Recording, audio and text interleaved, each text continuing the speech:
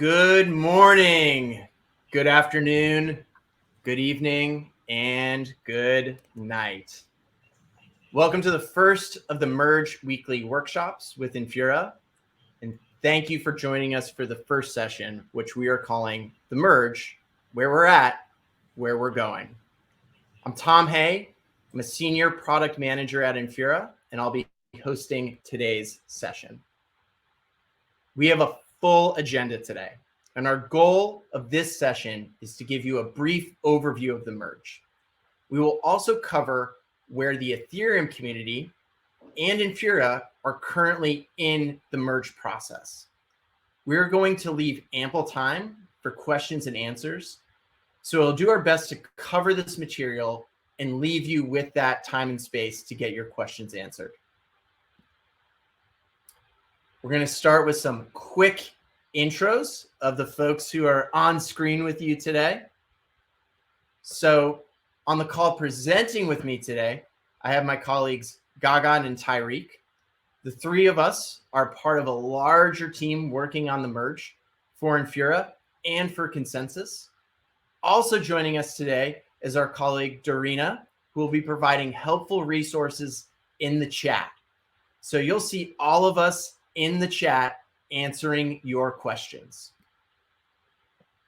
A bit of housekeeping before we jump in further. Please go ahead and help us out by clicking that green button that you see and filling out the community survey. You're also seeing the QR code here in case you want to take your phone and scan it. We'll use the data in order to further refine and improve these sessions to meet your needs.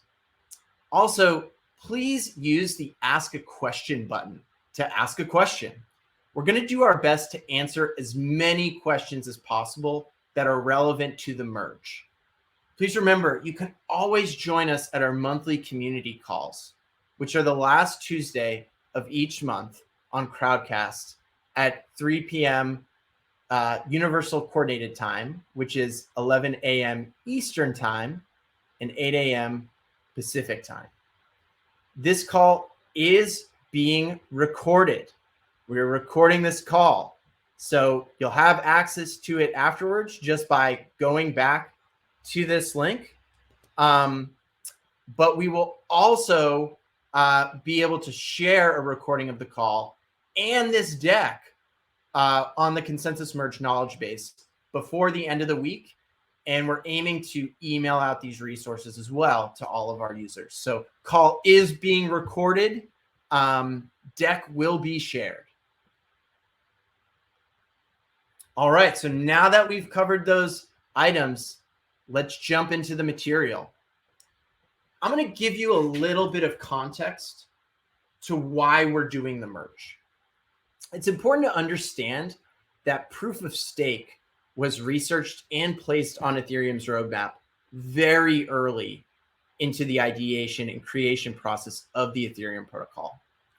In fact, Vitalik Buterin wrote about his research into proof of stake back in July of 2014, which was a year before the launch of Ethereum, which happened in 2015 with the Frontier release.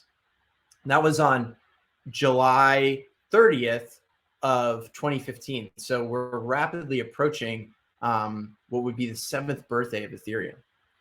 The first fork of Ethereum, the Frontier thawing fork, actually included something called the difficulty bomb, which is an increase in mining difficulty over time on Ethereum in order to ensure that Ethereum made the transition to proof of stake prior to the difficulty bomb going off.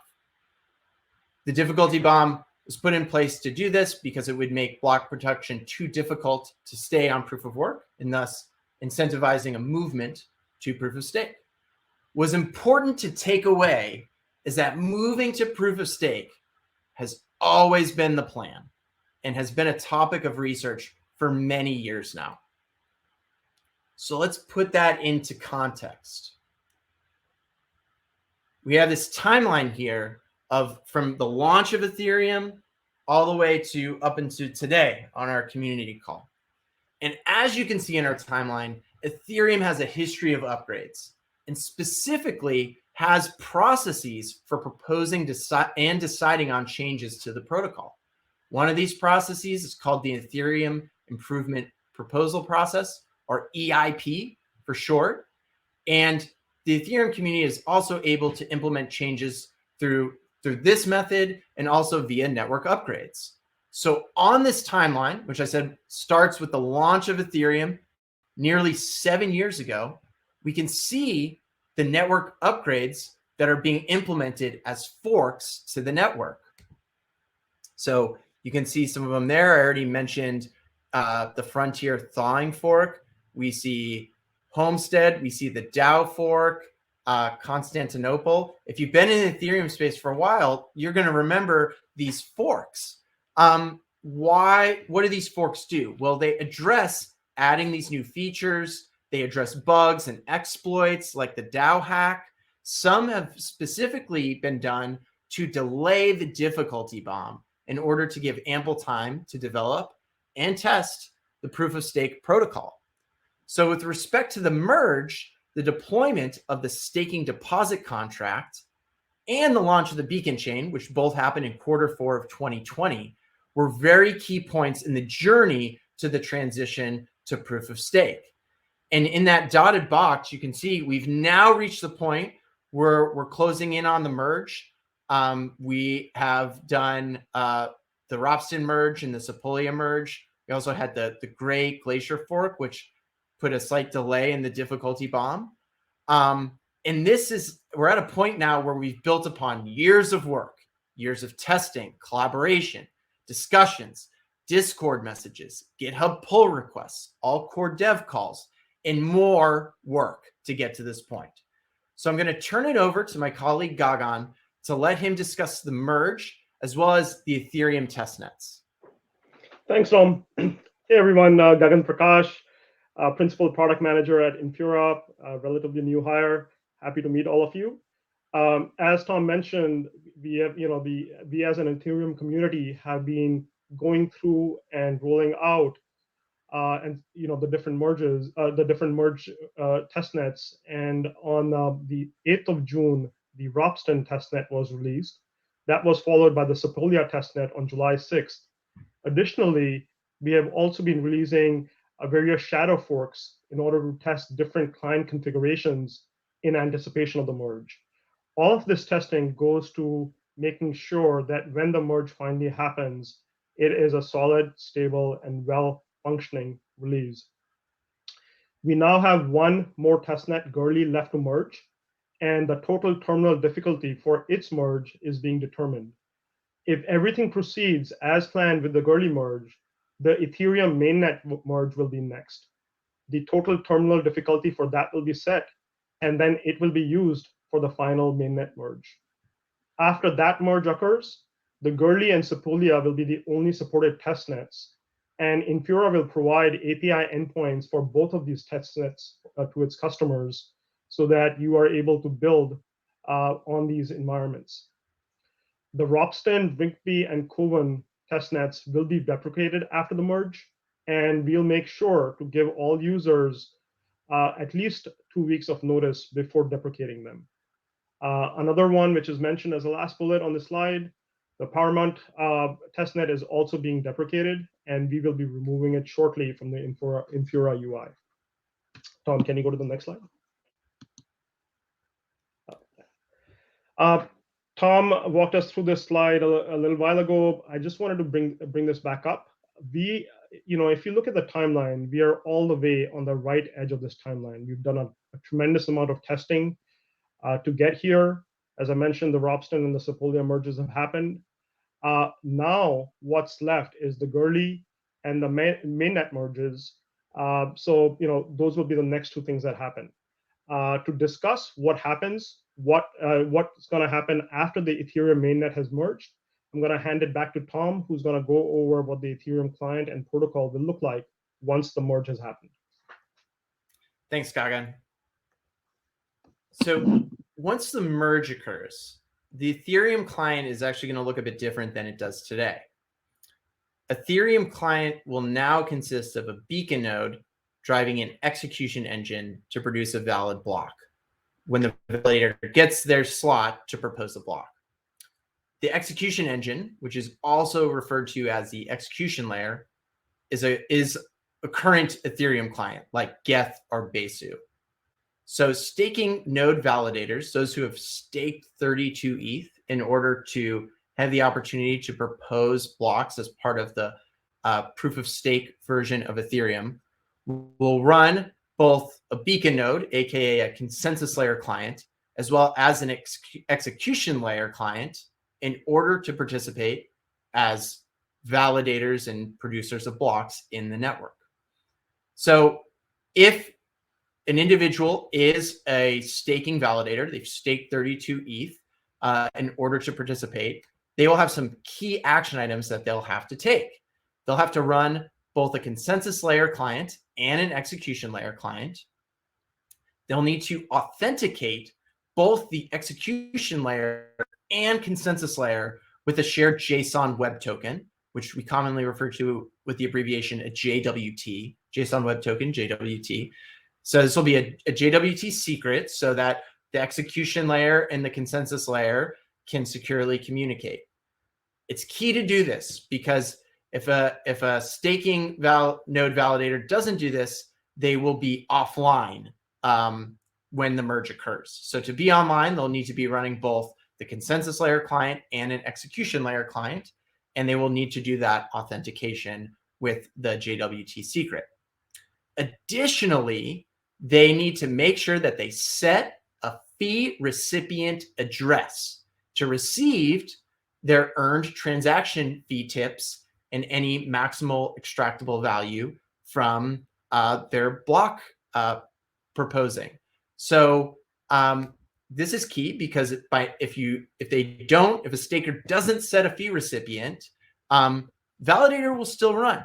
It will still be able to propose valid blocks, but the validator will miss out on the unburnt fee tips in any maximal extractable value that they would have otherwise earned in blocks that the validator is proposing. So that third step of setting a fee recipient address to receive the earned transaction and fee tips is really key to get those fee tips in any maximal extractable value, which we use an acronym MEV to be able to get that. So after the merge, we merge, and just to go back, like this drawing, which was done by Danny Ryan, kind of illustrates the relationship between the beacon node, the execution layer, and how they're communicating in the APIs. And after the merge, there will be anyone running a staking validator will essentially have these three APIs: the execution layer API, the beacon chain API, and a new API called the engine API. So the execution layer API, the way to think of it is that is the Ethereum API that we know it today, which conforms to the JavaScript object notation remote procedure call specification, the JSON RPC spec. So that will continue, the execution layer API will continue to operate very similarly as it does today. There's going to be certain changes, and those will be to the block structure, the slot block timing, block production will increase slightly just by a second is what's estimated. There's some opcode changes that are occurring. There will also be changes in sources of on-chain randomness, if that's something being used. And then there are some changes to parameters that are used as part of that JSON RPC API specification. There's a new concept of safe head and finalized blocks. We are going, in later weeks of this workshop series, we are going to go deep into those changes and what they mean. And in particular, the last week of this workshop series, which is August 16th, we will cover exactly what dApp developers, smart contract developers should be aware of as they enter the merge, and the considerations that they have as they would be primarily still working with the execution layer API. The consensus layer which has been running as the beacon chain since 2020, as we already had announced in Q4 of 2020 in early December.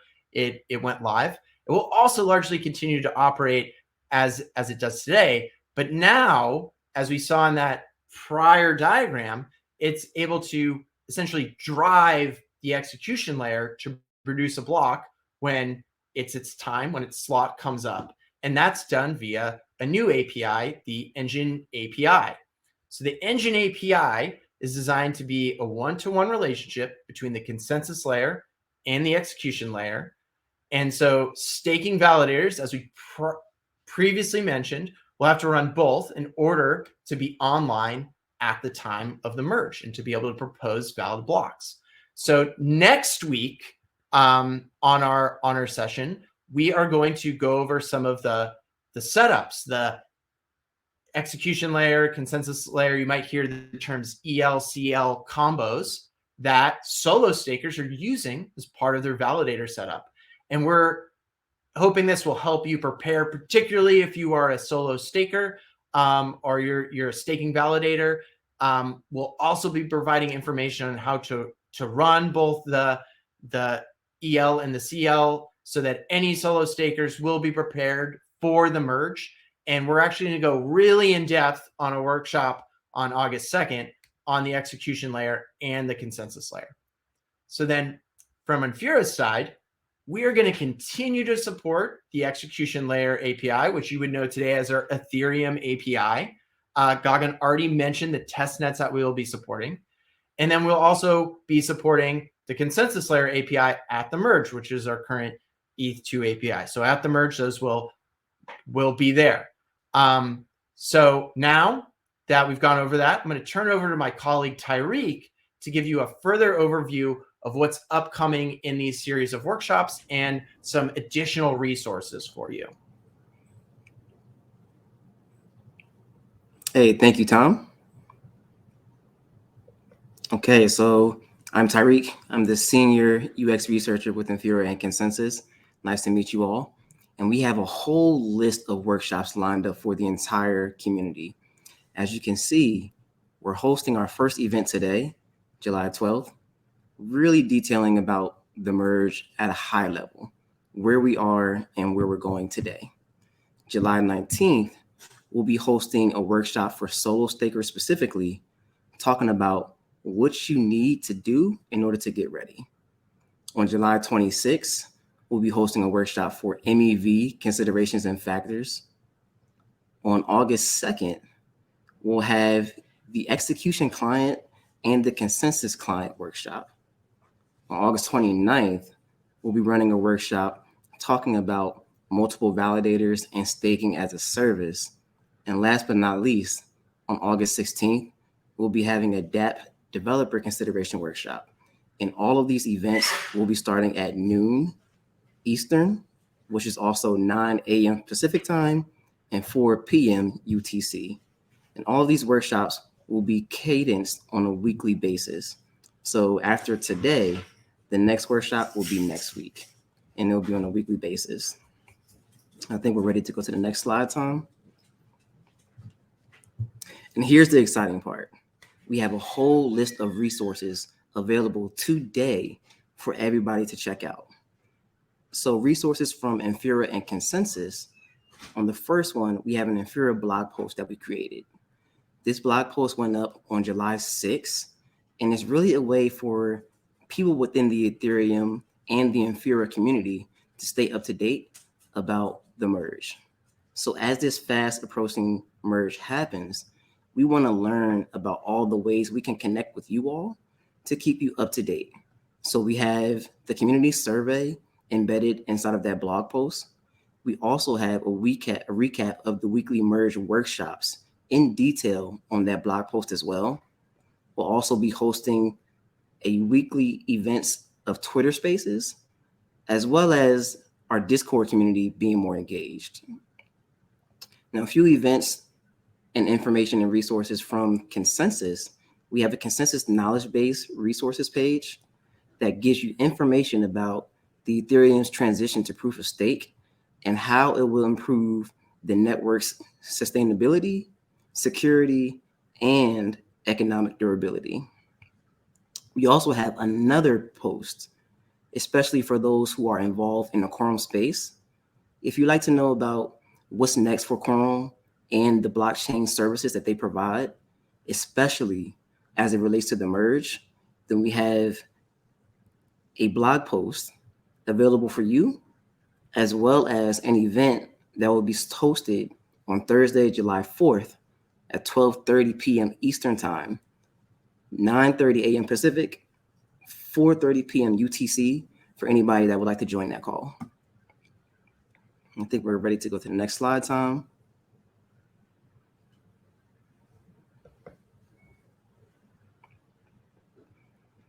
And the Ethereum Foundation also has a bunch of resources for the entire Ethereum community and for people who are looking to join the Ethereum community.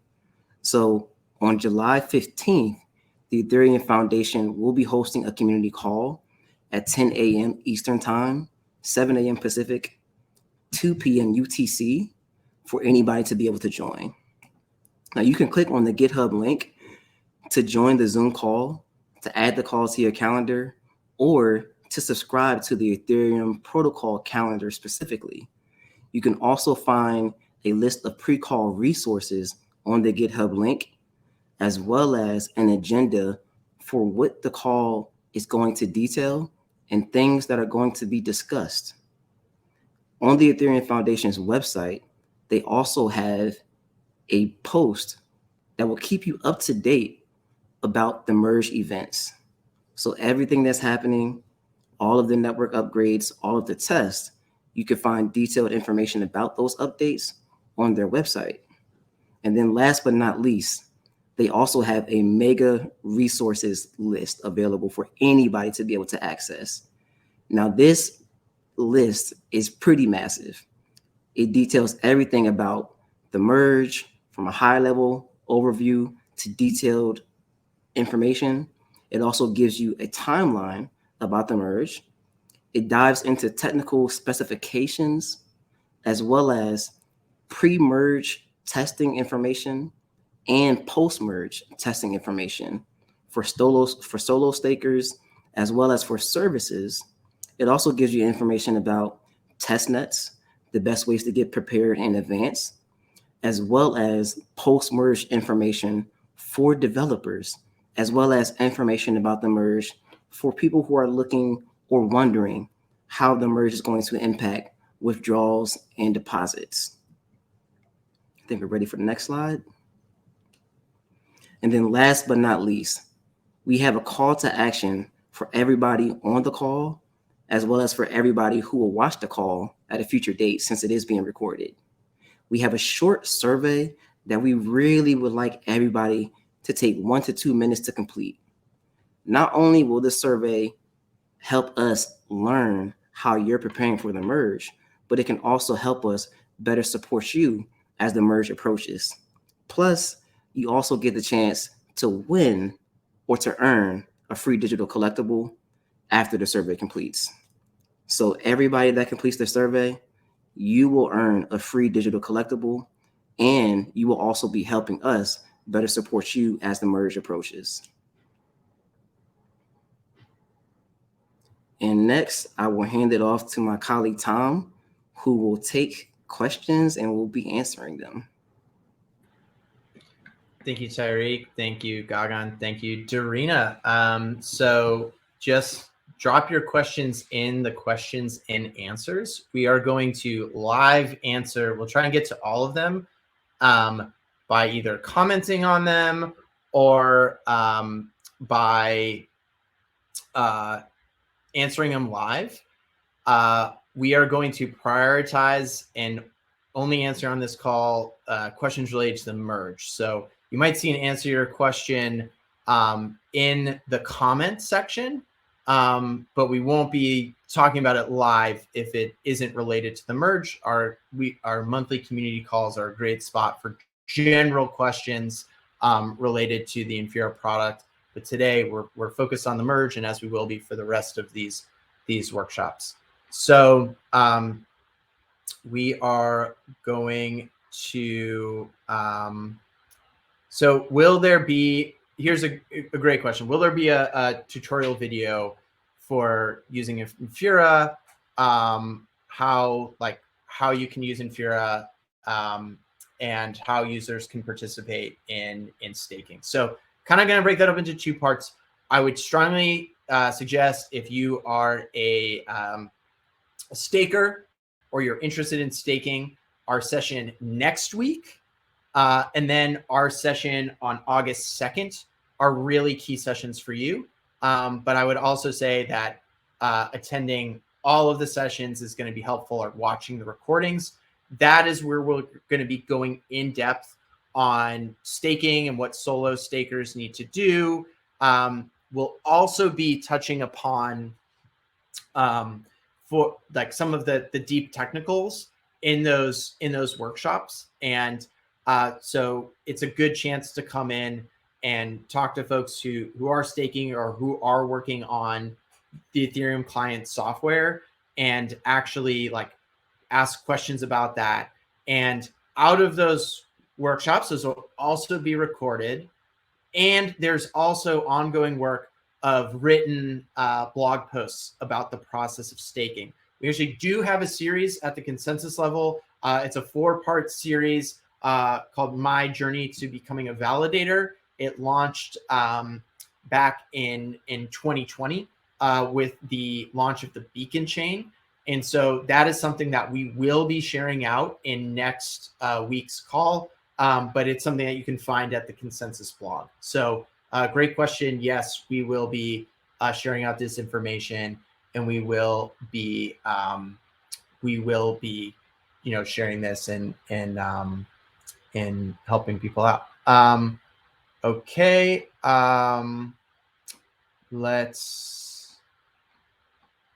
So I think, another question was just giving a detailed explanation about what we should expect from the merge.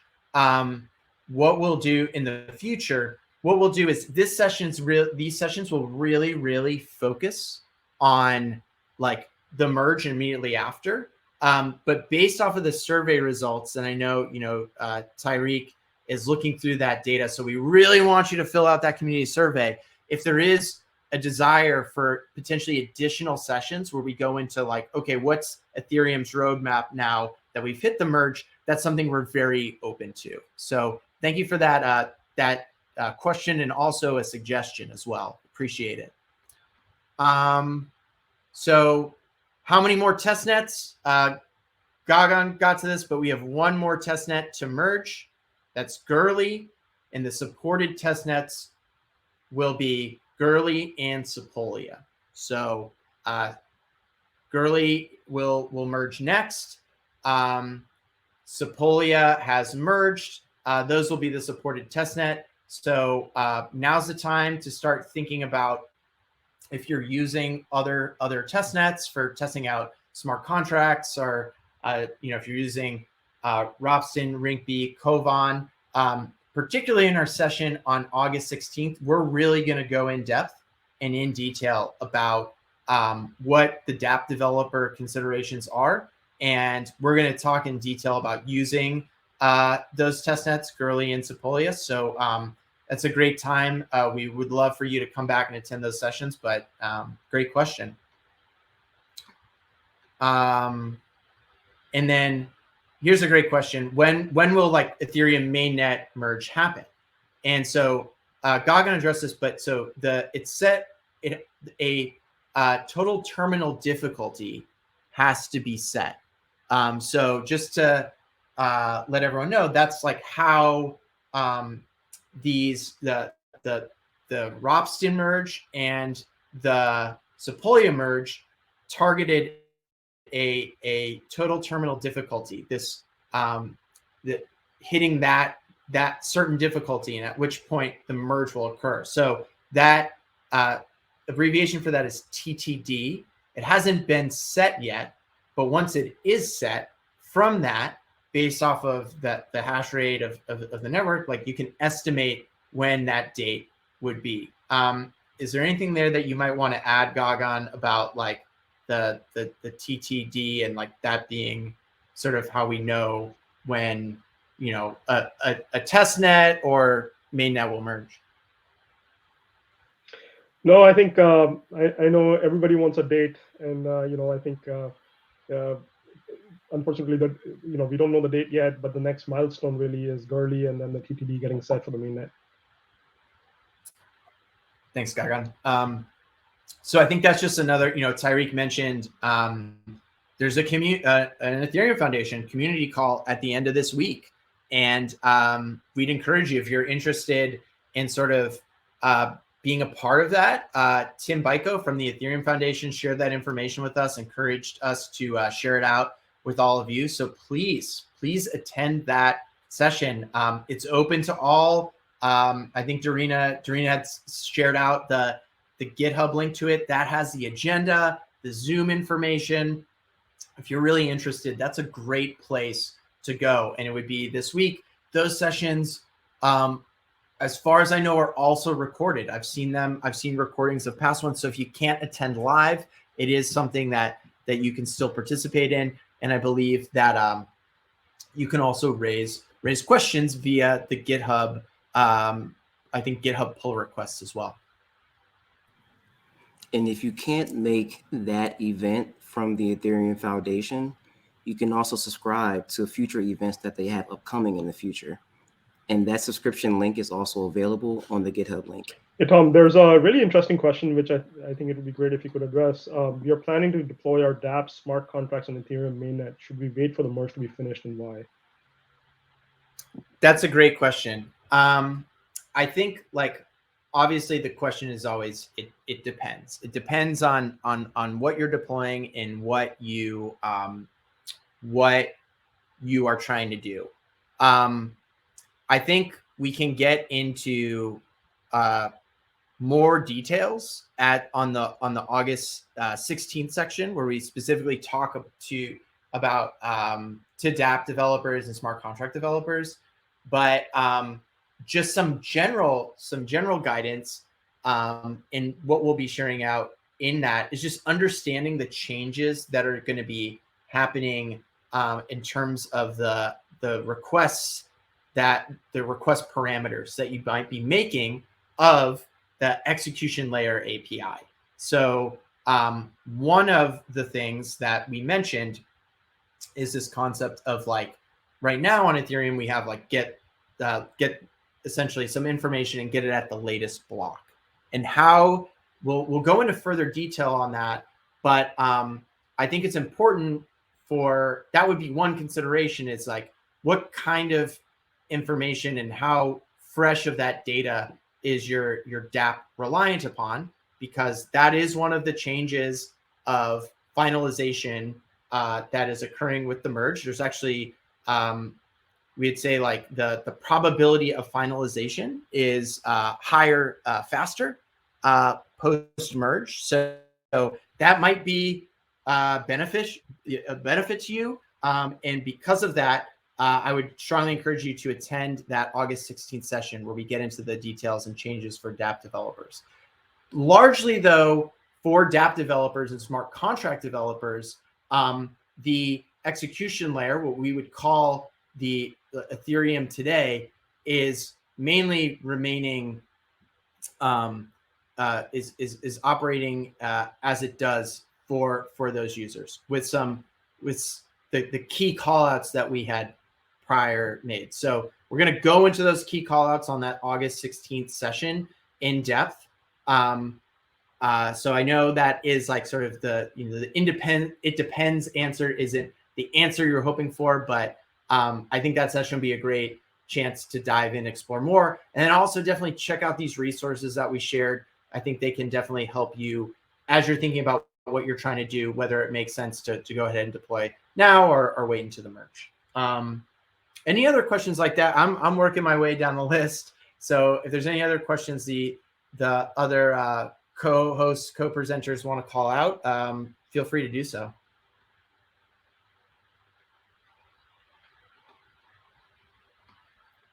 I did see one. How can developers enter the ecology to contribute? So those merge community calls, those are open to everyone. All core devs calls are open to everyone. So definitely you can dive in and start attending those. Those are open, and those are the information that you would need in order to participate. And I know that that team is always looking for other people to come in and participate and test the merge. There is, as you'll go through that, there is Discord servers for the Ethereum Foundation, for R&D. So if you feel like you can contribute and you want to, those channels are all open, and you're able to participate. So the work is sort of happening in these channels, and we're sharing those resources for you. See another recording question. We are gonna have a recording. Yes. Let's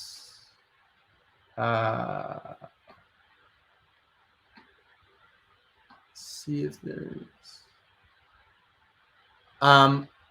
so here's a great question. Will the hardware requirements for running a validator change post merge?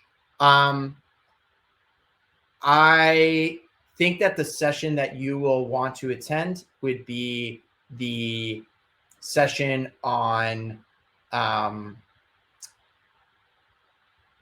next week, so next Tuesday, and then also the ELCL session, which would be on August 2nd. As we prior mentioned, like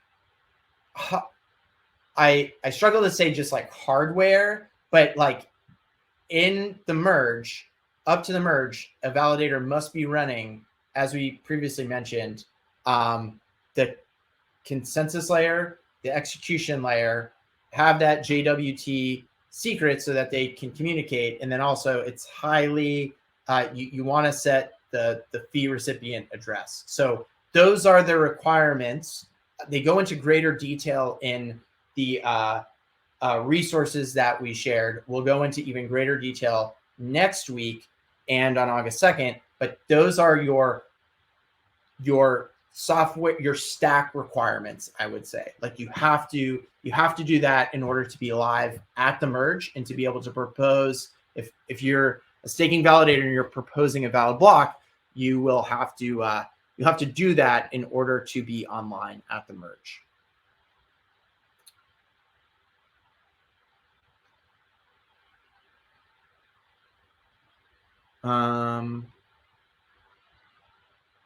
So I think there's a question here on, so here's interesting. How important is becoming a validator? I think I'll kind of answer a separate question, and that's what's so cool about Ethereum. And it's something that I think makes Ethereum special, is that how users can participate. And one of the ways to participate is being a validator and being active in securing and maintaining the Ethereum network. So I think that is really cool, and we are definitely very appreciative and of the stakers out there who are doing this. It's really cool to see. In some of our other sessions, we'll also talk about staking as a service, like for folks who may in different types of staking, as like not everyone is necessarily going to put up 32 ETH and run a validator. We understand that. So that session will sort of get into sort of all the different iterations, from everyone who might be running multiple validators to those who are using staking as a service, or might be collaboratively staking, like sort of talking about those scenarios. I don't know if there's anything else that the other co-presenters would like to add, just about like being able to participate in the Ethereum network, kind of your thoughts on that. Cool. Okay, are gas fees going to be affected by the merge? So I will echo an answer that Tim Byko has given to this question before. So what we know is that the block production will be slightly faster. Blocks will be produced slightly faster. I believe we're currently at about 13 seconds and would go to about 12 seconds. Now, this does not immediately, that does not mean that like gas fees will immediately like reduce or increase or anything. The gas fees would be still dependent on a lot of factors. There is ongoing work post-merge about ways to sort of consider gas fees, but in the merge itself, what we can say is that like we'll see that increase, that slight increase in block production. How that correlates, I do not, I am not an expert on that. So, but that's a great question. There are a couple of interviews where that can share out in resources and put into the deck that we share out, where individuals from the Ethereum Foundation and client teams discuss like gas fees and the merge. So happy to share those out so you can actually go deeper. Another great question: has the merge passed security tests? If yes, what organizations have tested it? So what's awesome about the merge is that there's a lot of different teams testing the merge concurrently. And I will give you a non-comprehensive list of organizations that have participated in all this merge testing. Consensus and Infura are one of many organizations that are participating. The Ethereum Foundation is coordinating all of this. The client teams that are building Ethereum clients, like the Geth team, amongst other teams, Consensus, the Besu and Teku teams, which are in our protocols and within Consensus, they're doing that. So there's a lot of teams. Tim Bako, after the Ropsten merge, had a great thread sort of thanking all the different participants in that were part of that, whether part of community calls, part of various meetings that have happened virtually, and different hackathons that have happened to test and prepare for the merge. So the Ethereum Foundation does have a link out to a site that's called Testing the Merge. We can find that for you. Testing the Merge actually goes into the details of like testing the merge. And so we will share the Testing the Merge information. I think that would give you an overview, but great question. Yeah, really appreciate that question, and would dive into that for further information.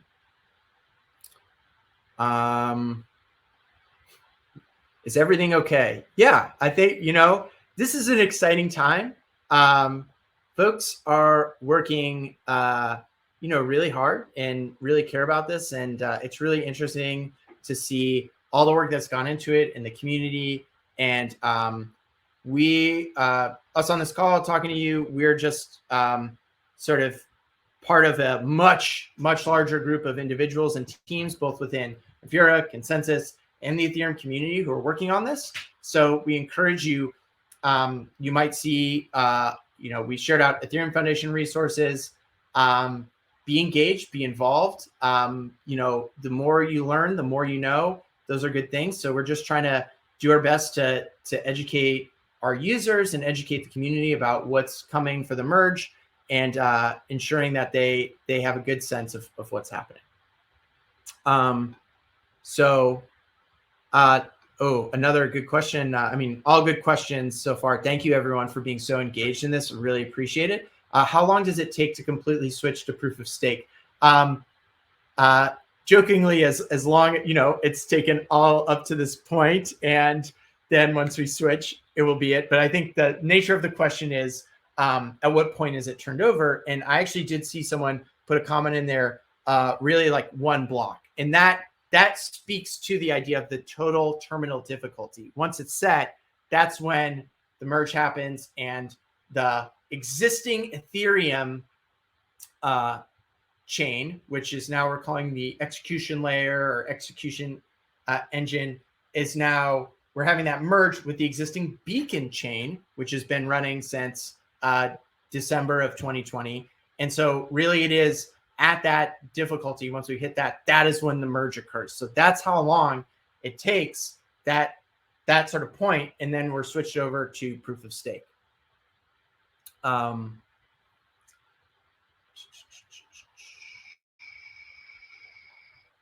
Anyone is seeing any other ones that we should call out for that with about 15 minutes left?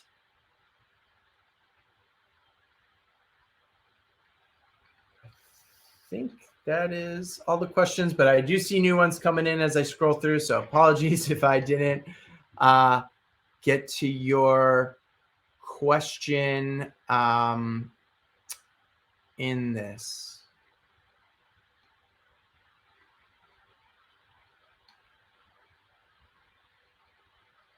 Oh, here's a good question. I did not see this one. Does the merge guarantee network security? So I think like to kind of take a step back and like understand what, first, like at what a consensus mechanism does for a network, and like how it's how that allows a network to operate and to produce valid blocks that are agreed upon, and then having a network that's also fault tolerant. That is all things that all this merge research, as we go back and look at the timeline and all of the work that's been done, that's all gone into this. So the merge has been designed with those ideas of like, how to maintain all the sort of gains that have been made from years of work on Ethereum as we go over to proof of stake. So on that question, I would there's a lot of resources that we can direct to you to like go deeper on like understanding that was done. I think testing the merge, I think the mega merge page is going to be really useful because there's a lot of details on that, and like going into understanding, during various shadow forks, different tests of the merge, like what was identified, different bugs, how designs have changed over time. I think that will help you to sort of, get that sense of feeling, okay, there's been this sort of testing and work done that you feel confident. There's been a ton of work done into this. I don't know if anyone wants to add anything else, but great question there. Thank you for that one.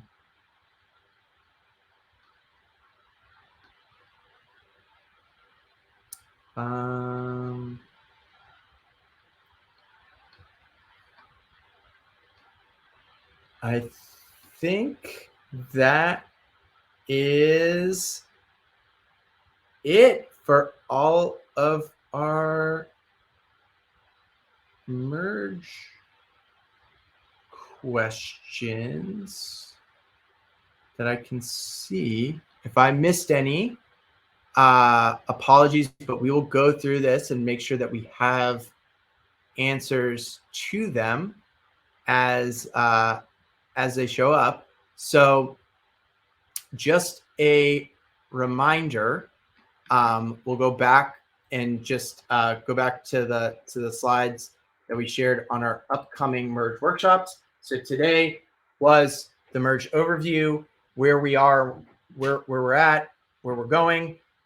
Next week will be Solo Stakers Forum, what you need to do to get ready. July 26th will be MEV considerations and factors. August 2nd, the execution client and the consensus client. That will be a very technical workshop.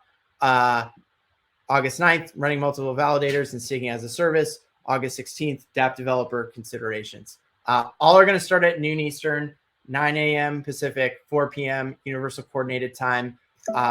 We will be recording all of these, sharing out the decks from all of them, And we will be also following up with emails to our users with where to find this.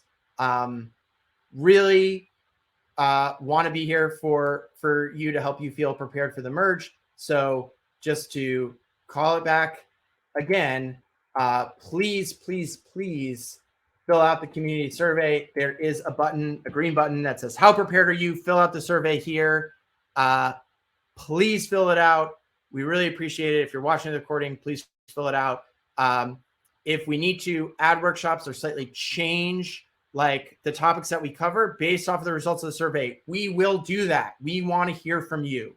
So on behalf of myself, on behalf of Gagan, Tyreek, and Darina, thank you so much for attending today. We hope to see you next week. You'll see this rotating cast of individuals hosting these sessions, but with also some guests, some technical subject matter experts, some friends from the community, from Infura, from Consensus. So thank you so much. And we will see you next week. If you decide to attend the Quorum community call on Thursday or the Merge community call on Friday, maybe see you at those as well. Thank you so much. Have a great rest of your day, and we'll see you soon. Thanks, all. Thank you. See y'all.